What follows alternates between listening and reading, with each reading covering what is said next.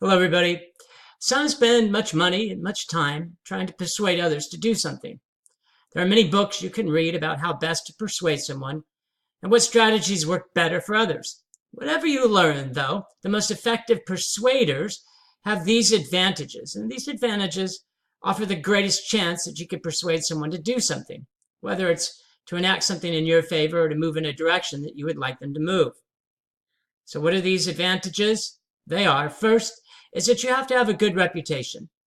To persuade somebody to do something that you want them to do, it requires you to be able to be a person of great repute, somebody who has a solid reputation of honesty, honor, and goodness, where it's not really that you have something that you want from them, but they all see that you're a decent person who's really just looking for the best. So having a good reputation really eliminates some of the concern that people may have that the issues may be your issues and the advantages may be your advantages.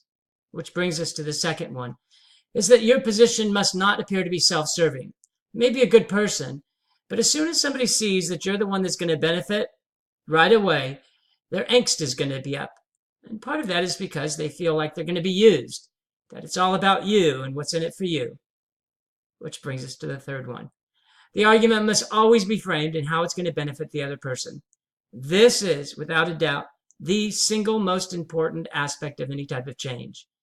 If you can showcase how it's going to benefit somebody else, you almost want to inevitably reduce your resistance, if not have a willing coalition who's going to follow you wherever you go. It's almost like the Pied Piper. Once you start playing your tune, when people realize it's to their benefit to follow, they'll certainly do so. And last, any position opposed to yours, any argument that differs in yours, has to be seen as not credible. It's very important. So you may have the right argument as to why something should be changed, but you have to spend a considerable amount of time finding out what their argument is not to do that. And then you have to make the comparison. And when you make the comparison, you have to showcase why yours is really the only position that's logical, reasonable, and rational. The more that you can show that there's errors or defects or holes in the other person's argument, the more solid your argument tends to be.